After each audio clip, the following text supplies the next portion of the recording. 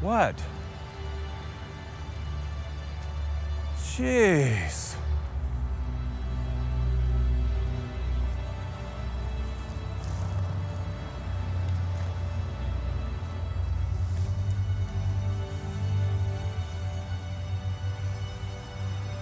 Careful, Dennis. This is a piece of crap, Arnie. Oh, but she could be fixed up. Yeah, she could be real tough.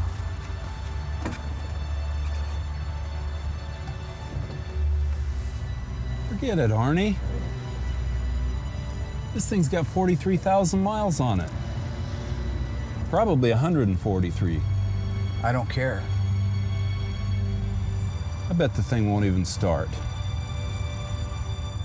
She'll start. You'll need these.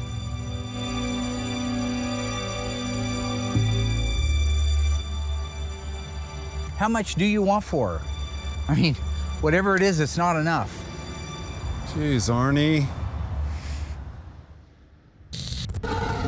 This time on Graveyard Carz, we reveal the complete restoration of our B7 Blue 1970 Challenger RT 446 pack.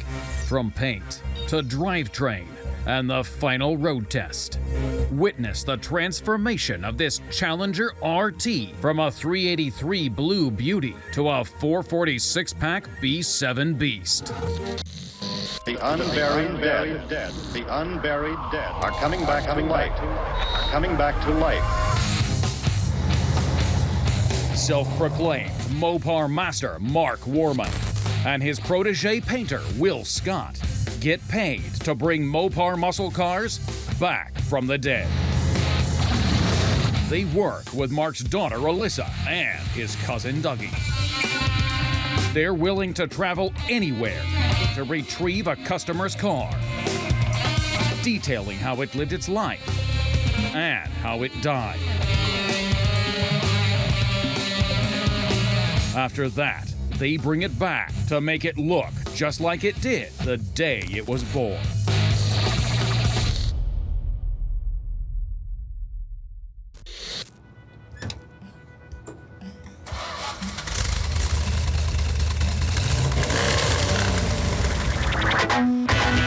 Doug and I are out right now on a maiden voyage in a B7 Blue over B5 Blue interior. It is a manual transmission that uses the pistol grip shifter. The first two letters of the vehicle identification number are J for Juliet and S for Special. It has a 410 Super Track Pack rear end, a Rally instrument cluster with an 8,000 RPM tachometer, and the speedometer goes up to 150 miles per hour. What are we driving?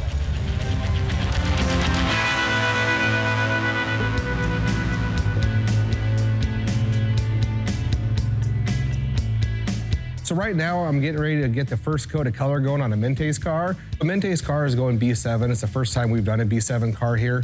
So I'm kind of excited to do it because it's a little bit darker than the B5, but both colors are really gorgeous.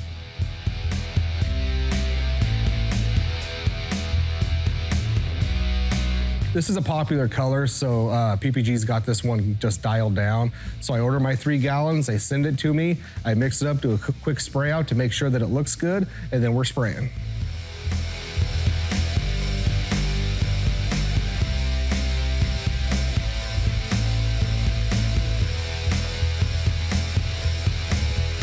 So right now we're getting ready to start the final fit and finish on our 1970 B7 Dodge Challenger. It's just super important to make sure every nut, bolt is in the correct spot, making sure your gaps are good. We put it on the bin pack to relieve some of the pressure, to relieve the sag that happens sometimes when it's on a whirly jig. So with the Mente's car, it's one of the few that we've had here that they come in, is it running, driving, the car had been done in the 80s or 90s, looked good, but wasn't quite up to our standard.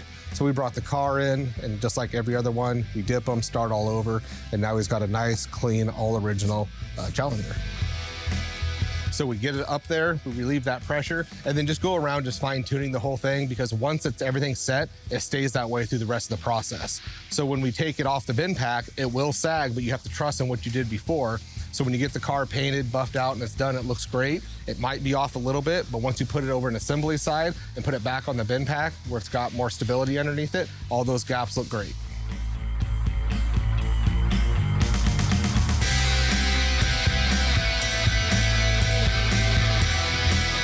We got our first fender hung. Everything looks good, double checked, signed off on, so now it's time to move to the next.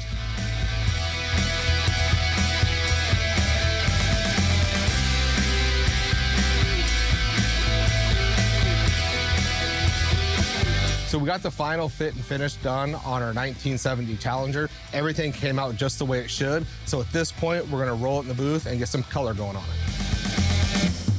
Right now, we have our 1970 B7 Dodge Challenger in the booth. We're trying to get this car done. It's supposed to be 100 degrees today, and being that it's a metallic, the sooner we can get it done. When it's cooler outside, the metallic will lay out better. So I'm trying to hurry up, get it done, so that way we have a nice clean paint job in the end. This is the first time we've done a B7 car, especially on a Challenger, so I'm excited to get it done and see how it comes out.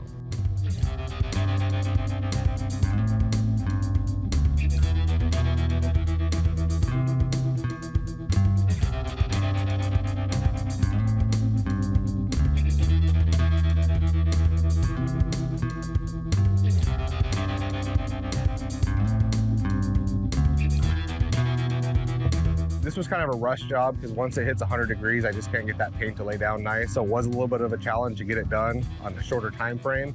The color laid down great. We were able to beat the heat, get the clear coat done today.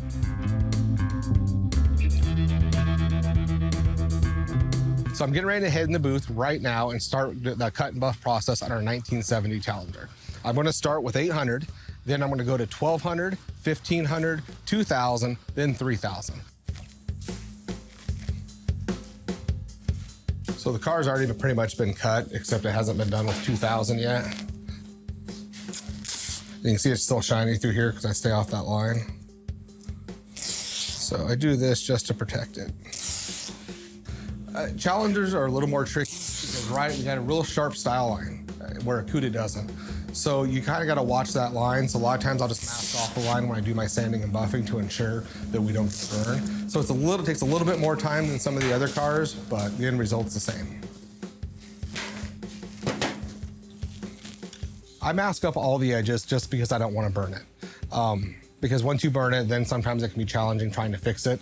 So I just would rather be safe than sorry, make sure those edges are all protected, and then that way I don't have to fix anything later.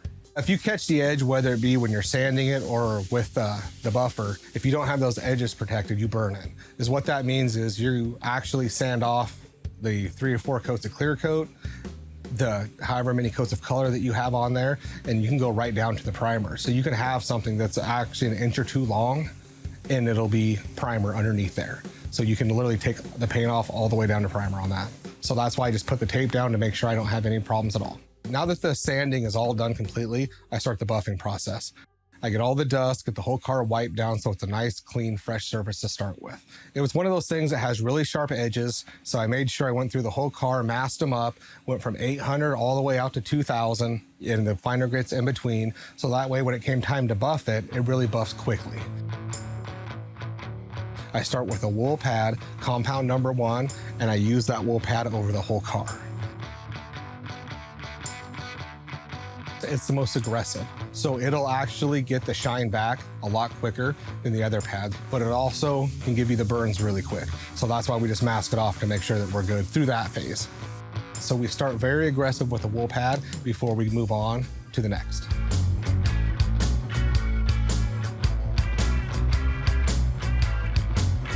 These cars are a process. Mark is very meticulous, on every nut and bolt has to be OE. If it's not OE, it's because a customer requested something else. But these cars take time. Trying to find qualified people to come in here and do what Mark and I ask is hard enough as it is. So right now I'm doing this by myself. So I have 2 weeks into getting that Challenger looking perfect to come over to assembly. Well, while I'm doing that, I have nobody else helping me currently out there in the shop, so you fall behind on stuff like this. So it's impossible to try to get a car done every episode. If you were to look at those cars done every episode a year later, they're not gonna look nearly as good as what we produce at a slower rate. The buffing process, like I said, it's kind of a tedious thing, so you just have to slow down, take your time, protect your edges like we always do. I'm gonna grab George and roll the car out there. Normally I do the washing by myself, but on these hot days, that compound dries quick, the water dries quick, so I'll grab him to kind of tag team it, and we can get the process done quicker. George has come a long ways. You know, I think he's been with us for 4 years now. And we didn't even get along actually for the first couple years, but he's really stuck it out and actually learned a lot. So he's kind of like my right-hand guy when I need something or questions, like something I don't even know. I usually go to him with everything for help around the shop. Even though it's hot, you don't have to worry about it burning the paint. I don't get that close to the panel, and we're kind of just a good once over because George just went through and pretty much done all the legwork already. So you're really not sitting on one spot and just running it on there. It's kind of an overall wash. See, when I was a kid, I used to wash these cars, and then Mark would stand here and he'd make sure I was soaked by the time it was all over. So I'm a much better teacher than Mark ever was. George isn't all wet. I'm not making a mess out of him. I got to be honest, I appreciate that. You're welcome. He would make me hold the seat belts out, and then he would run that pressure washer right up to my hand, which would totally soak me. And then sometimes it'd be funny to hit my hand, which that hurts. So now that we have our own teams and I got my own guys, I'm not going to go with the path that Mark does. I don't give a damn what you think you are entitled to. You got it right, I did! So I have George out there with me. We washed the car. I didn't soak them. I'm trying to treat them better than Mark does. So Mark believes in really beating them down and then bringing them back up so they can really appreciate being down. So with my team, I just try to, right now they're like the D team. And because they all showed up this week, I've moved them up to a D+. So in my way, it's very easy for them to rise quicker. And then by doing that, they also take better care of me in the long run. Back in the old days, I used to bicker with everybody here. Uh-oh. Hey, boss. Give him a hard time because I used to go the same path as Mark. But now I don't go his path anymore. Did you get a name tag, George? Uh-oh. Yep. Now we're all about, keeping people higher, build morale, keep them in a good mood all the time. That way they perform better. George and I did a great job. He did a great job. It's pretty basic on what you have to do. You just have to be thorough. The car is completely washed, looks great, rolled back into the booth, chamois down, and ready for the next process. We've already done the paint work, the cut and buff is done, it's all been washed up and it's completely spotless now. Now is the time where we go in, mask the car up completely, and then start the undercoat process. Not every car gets undercoated. The ones that we do were factory done already, so we just make sure we always replicate that. It's nice to have it on there because it does quiet the noise down a little bit. I don't put it on as heavy as the factory does, so I like it to look a little bit cleaner so you can see the quality of repairs we've done when it comes to putting in floor pans and whatnot.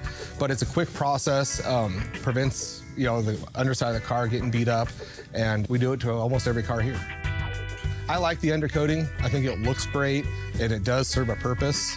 If it was my car particularly, I would want to paint it, but not the factory gray. I would like to see the underside of the car painted just as good as the outside of the car. The undercoating is actually a very quick process. We have a great setup. It allows you to go in there once the car is masked up and just spray. So it's just the most important thing is to make sure you get in all the cracks and crevices, cover the whole entire thing. It takes about 20 minutes to do, and it does take a good week or two to actually fully dry.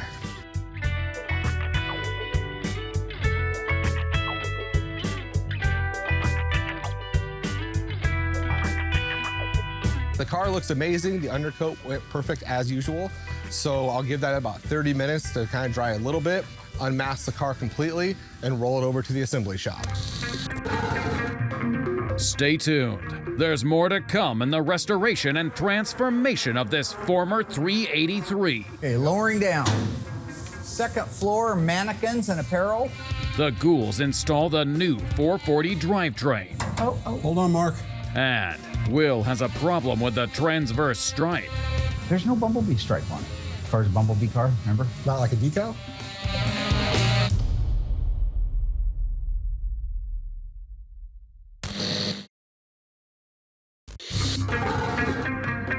Our graveyard is filled with classic Mopar muscle, the prized possessions of hard-working Americans. Most people saved up and waited to get their dream car. Something sporty, glamorous, exciting, and available on their budget. Big enough to be comfortable, not a subcompact, and a broad choice of equipment to meet their specific needs. They were eager to purchase the Sport Compact that was all new for 1970, the one that offers all new value, the Challenger. This car, awaiting its own restoration, makes the scene like a bolt from the blue. In Dodge tradition, the Challenger is roomier and features many styling options that win over the Mustang, Camaro, and Firebird. The Challenger is the dream come true, making it our corpse of the week.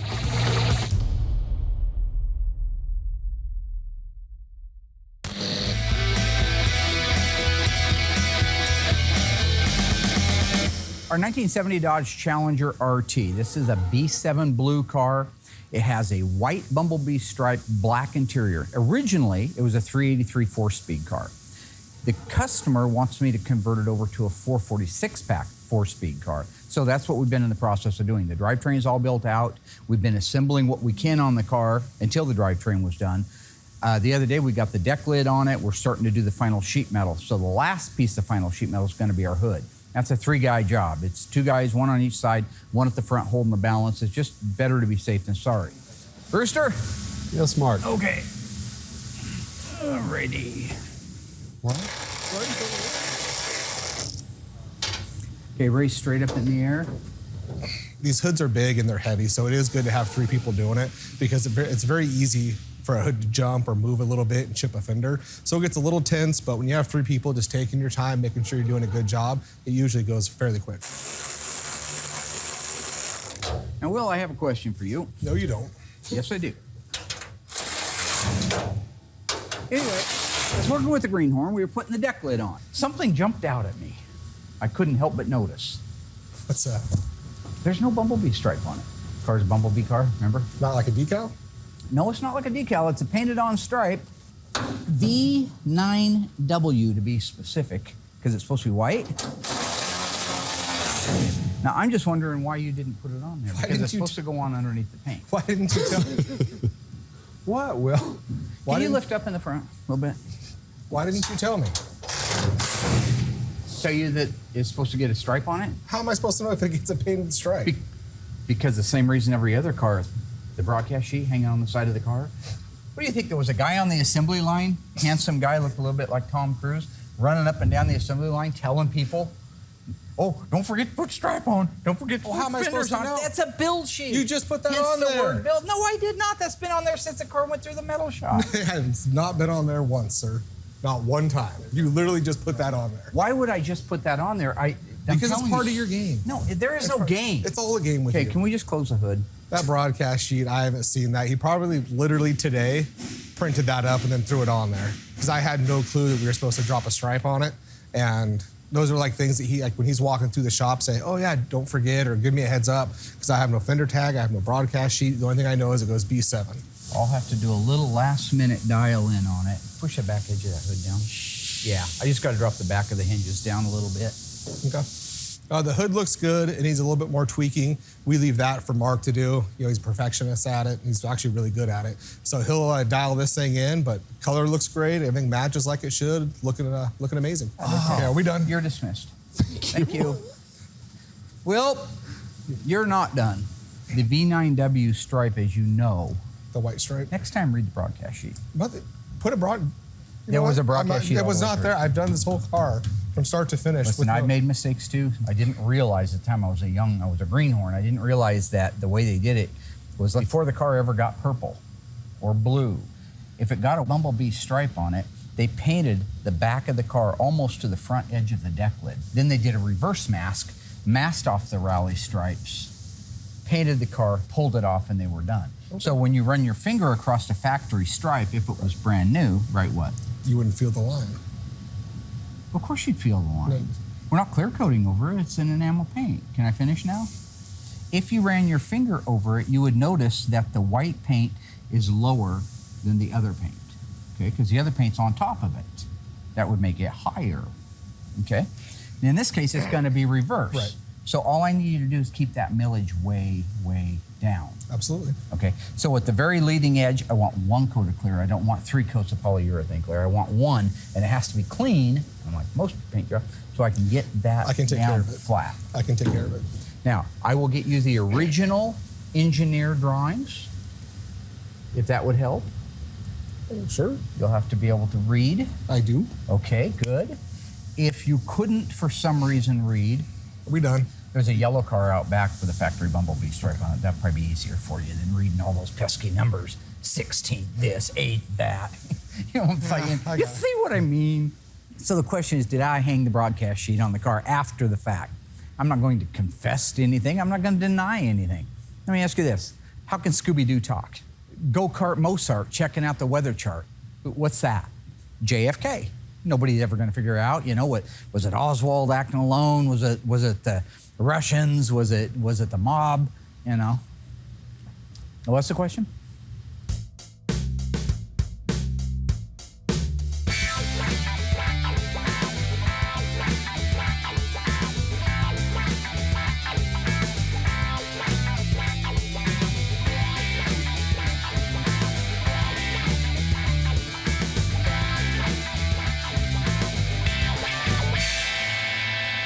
So right now we're getting ready to install the drivetrain in our 1970 Dodge Challenger RT. I want to start out by just talking about some of the things that make this unique and correct for a 1970 Challenger. The Challenger started life as a real RT, 383 4-speed car. The owner always wanted a 440 6-pack 4-speed car. So he commissioned me to restore the car, but when we go back together with the engine, transmission, rear end, suspension, make it exactly the way a 440 6-pack car would have been in 1970. So you guys ready to go to school?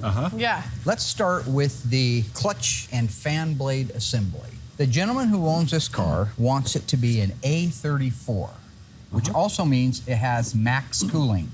Heavy-duty max cooling, which means it gets a 26-inch radiator, a fan shroud, this fan blade, and this clutch fan.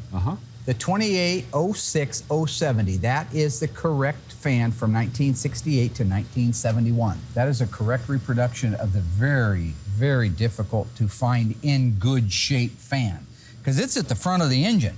It's sucking stuff through that radiator for 50 years. It gets the living tar beat out of it. Yeah. So to find nice ones, this was a great investment for Tony to start making. This unit right here is correct for our 1970. What is this item called? Fuel vapor separator. Fuel vapor boy. separator. Oh, Oh, Rooster's boy. coming in. Oh, Dougie's coming in, that's right. This is the intake side, it's 3/8. It's the intake side, goes back to the fuel tank. The fuel gets sucked into here and then pumped out to here and up to the carburetors. But there's excess fuel, there's excess vapors. What happens to those? This is an early version of emission control. This little 1/4-inch return line goes back all the way to the tank and puts all that extra stuff back in the tank again. So it can come back up this and be reused again. So it really is kind of an efficient little setup. Yeah. They didn't use it on the 383 slant 6 small blocks, but they did use it on this. So the other things that I harp on you all the time about is making sure that we have the right nuts and the right bolts, right? So how do we know that this little bracket that holds the alternator and these bolts that hold it in place are right? Any bolt would hold them this long enough to work, right? If we look carefully, there's some things we'll notice. Don't take for granted that this alternator is just on here. This is not an air conditioning car. You couldn't get air conditioning on a 440 4-speed anything. So whether there was a 6-pack on top of the engine or there was a 4-barrel on top of it, you couldn't get a 440 or 4-speed in air conditioning. So that's already off the charts. If it was air conditioning, this would be a dual pulley. It would take 2 belts. So this is the correct single pulley. It is also black in color. We learned in our Corpse of the Week that the 1970 Challenger was the dream car hardworking Americans were after. Glamorous, sporty, and budget-friendly. The Gator Grain vinyl top was a new option on the 1970 Challenger. And what other Dodge?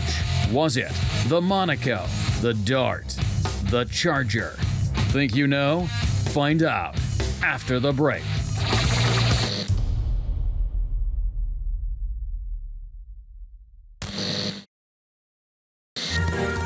Welcome back, Ghouls. We learned that the 1970 Challenger was equipped with many styling options. One option was the new Gator Grain vinyl top. What other Dodge car was available with a new Gator Grain top? If you guessed the Charger, you were right. For Dodge in 1970, the new Gator Grain vinyl top was only available on the Challenger and the Charger.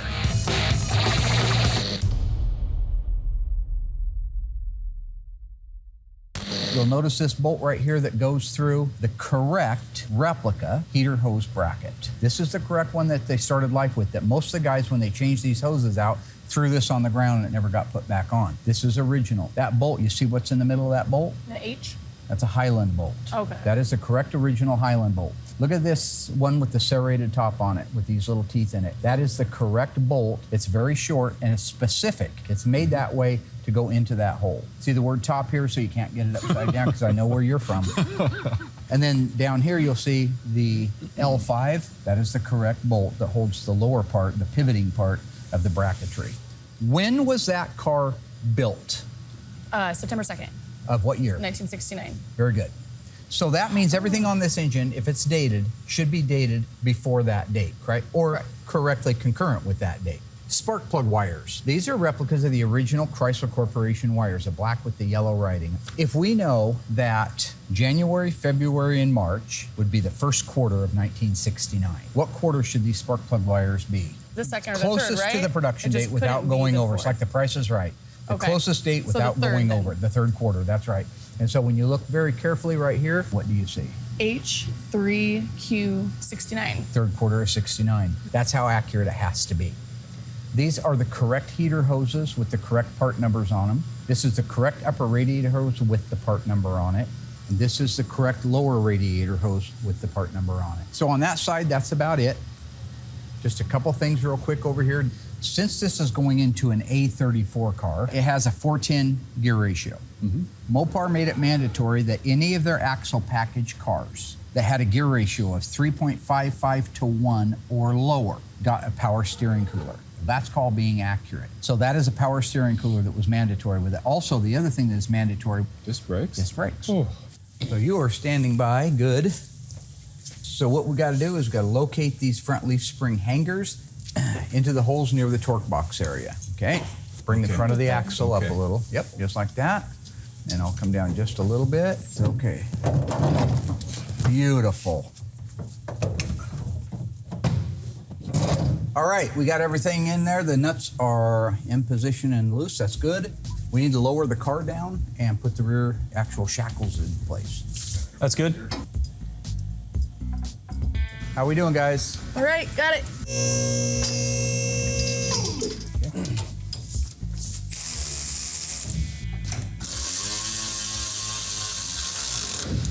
Awesome. Okay, start the nut and the washer, that's all you gotta do.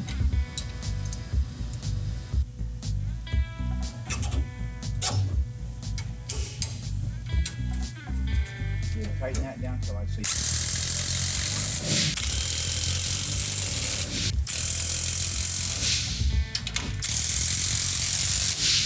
Great. Like it? Good job, guys. Looks good. Let's go ahead and do the engine and transmission. Then we can put the wheels and tires on it. We'll call it a morning. All right, let's get her done. Yeah. Okay, so here's what we're doing right now. Mark has told me what the color is that goes on the back of this car. I just like to come in and double check, especially for the fact that Mark has went and purchased the original books from 1970 and 1971 from PPG. It's a great thing to have. Right now we have a lot of the photocopies, but these are the actual originals. So we flip through, find the 1970. We have the W1, which is the white. So that's our white that we'll be using. And one of the best parts about this is when you go to the back, it actually lists what everything was for with these colors.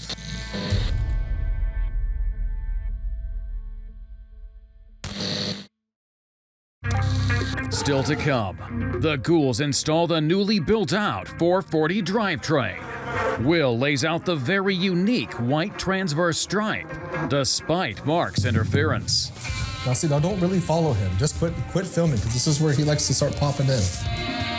And and the Dodge driving duo take this B7 beast for a road test. No hands.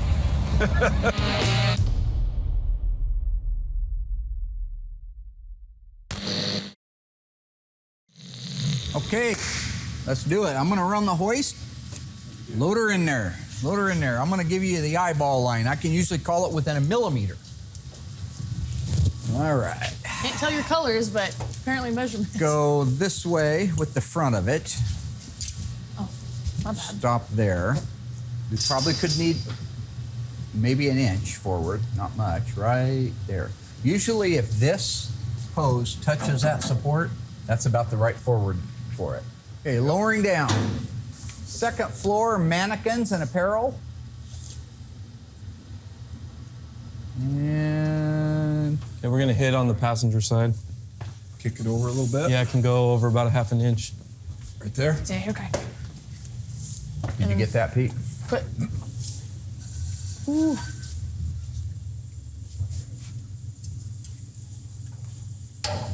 Oh. Hold on, Mark. Okay. Okay, lowering. Wow, we actually cleared everything except for Oh. a shock. You go up just a little bit. I got the shock. It'll pull down. Pull it straight out the front. Yep. There you go. So right now everything is installed as far as the engine is completely restored and installed. Pass-on transmission, did the Hemi 4-speed. It's all done and ready to go. We'll have to do our assembly line markings on it. That's all that'll be left there. Rear end is in place, which is great. So now they're just making final connections. We'll put the wheels and tires on it, let it down. Then we can get it moved over to Will so he can put the V9W stripe on the back that he seemed to have not been able to read the broadcast sheet for. So, Dougie! Yeah, Mark. Hi, Dougie. Hi. Think he does that. That's Hello. What's wrong? Hi, Mark.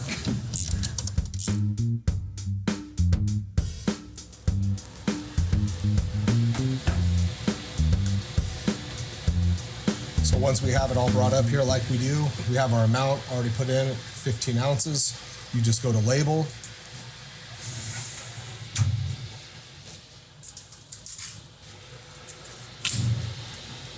So it has everything in it, so now we're good to go mix it.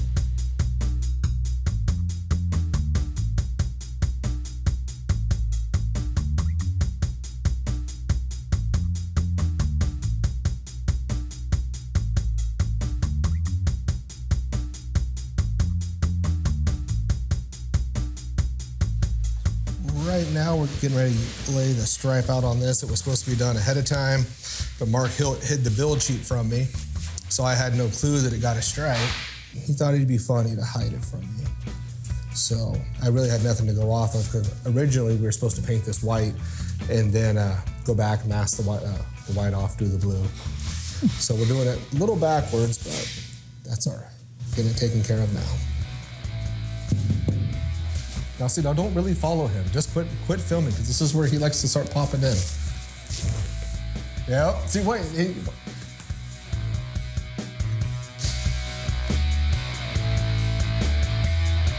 This color is Spinnaker white, and the paint code is W1. It's a creamy white. When you first spray it, it looks like it's really, really off, but once you unmask the car and look at it, it is a creamy white, but it's not as noticeable once you get the blue. All right, Ghouls, another moment to test your knowledge about 1970 Challengers. Chrysler sold over 83,000 Challengers in 1970. True or false? Duster sales in 1975 surpassed any individual year of Challenger sales from 70 to 74. Are we telling the truth? Find out after the break.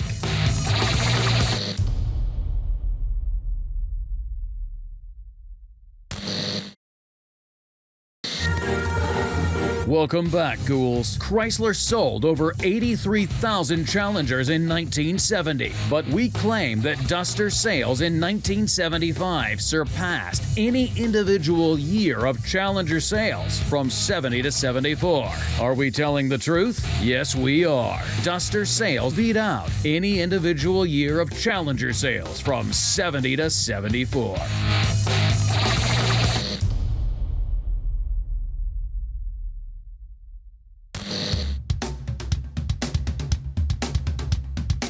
So with our 1970 Dodge Challenger, we're getting close to getting it across the finish line. Gonna do a fire up on it right now. We have not started this engine. Usually we do an engine test run, but we didn't get an opportunity on this one. So we're gonna check for oil leaks, make sure that it runs well. Before we do that, we'll do a quick system check, make sure that the fluids are topped off and that it's truly ready. Sound good? Yeah. And then fire it up? Uh-huh. Okay. Oil. Doug, you want to check the antifreeze?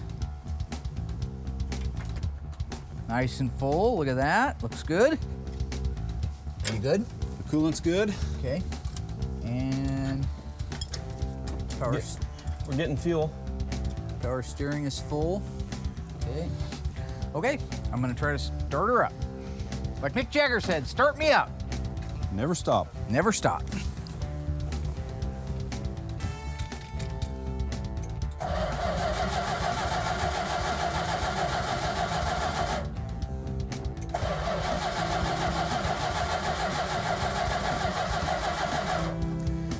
Okay, go ahead and hook the coil up. Alrighty.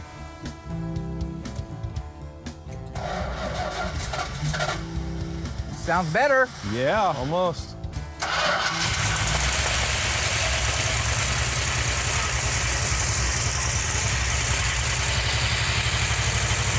Advance the timing a little.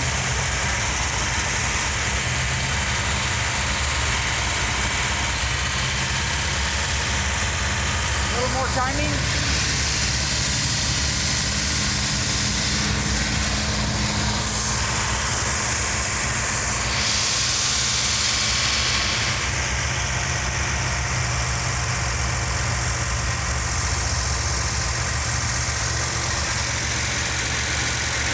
Those valves will quiet down.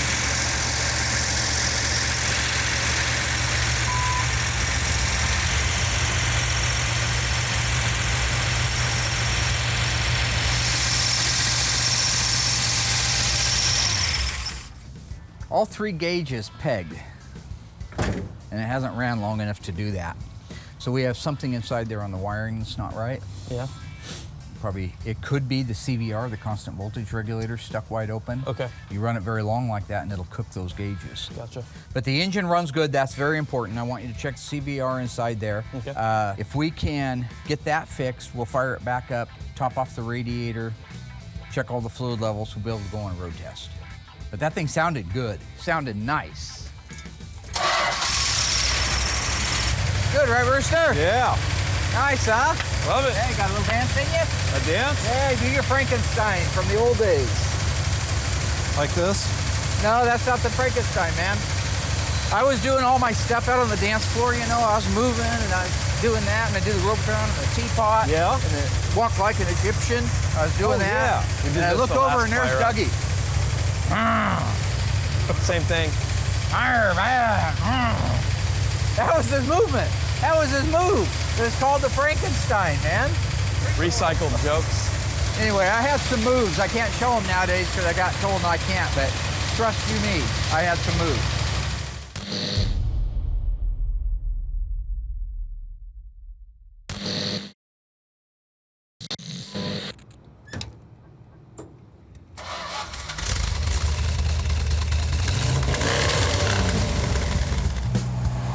So Doug and I are out on our maiden voyage in the 70 Challenger RT 440 6-pack 4-speed. This is a tribute car, originally a 383 Magnum, but we made it into a 440 6-pack because that's what the owner wanted. B7 Blue over B5 Blue interior. It is a manual transmission that uses the pistol grip shifter. The first two letters of the vehicle identification number are J for Juliet and S for special. It has a 410 Super Track Pack rear end, a Rally instrument cluster with an 8,000 RPM tachometer, a clock, fuel gauge, temperature gauge, oil pressure gauge, and the speedometer goes up to 150 miles per hour. So this is our first trip out. We're just taking off from the shop. Right now it's in third gear, doing about 2,400 RPM. We're averaging about 45 miles an hour.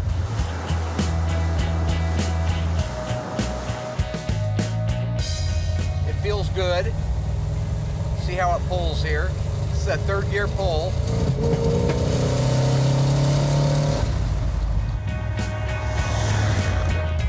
Feels good, has a nice pull to it. The steering, look at that. No hands. Arnie Cunningham. This car was also a manual steering car that we converted over to power steering. How's it feel? It feels nice. Oh, wow. Power Disc brakes, which are mandatory and standard, if you will, with the A34.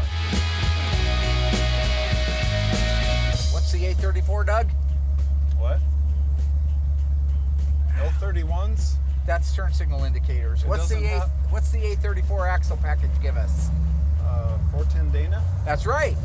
And what front brakes are standard with the 410 Super Track pack? Disc. Manual or power? Power. That's right. That's right, old Dougie coming out of the gate strong now. Doing good. Car feels good. Feels nice. We got dual outside mirrors, G36. Wow. These are painted body color, yep. Sounds good.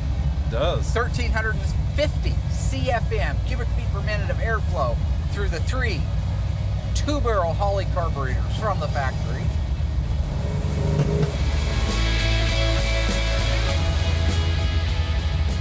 Okay, we're going to shift down to 2nd, which is pretty fast right now. We're doing about 50.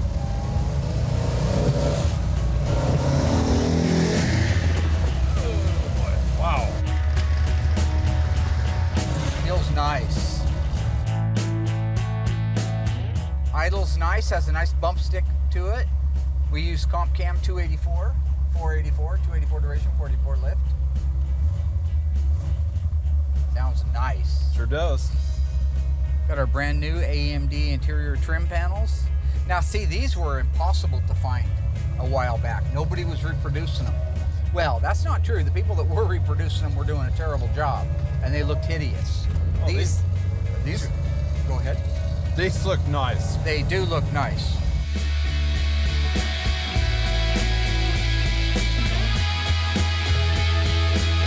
Wow, this drives nice, doesn't it? Straight as an arrow. Oh boy. Oh boy is right.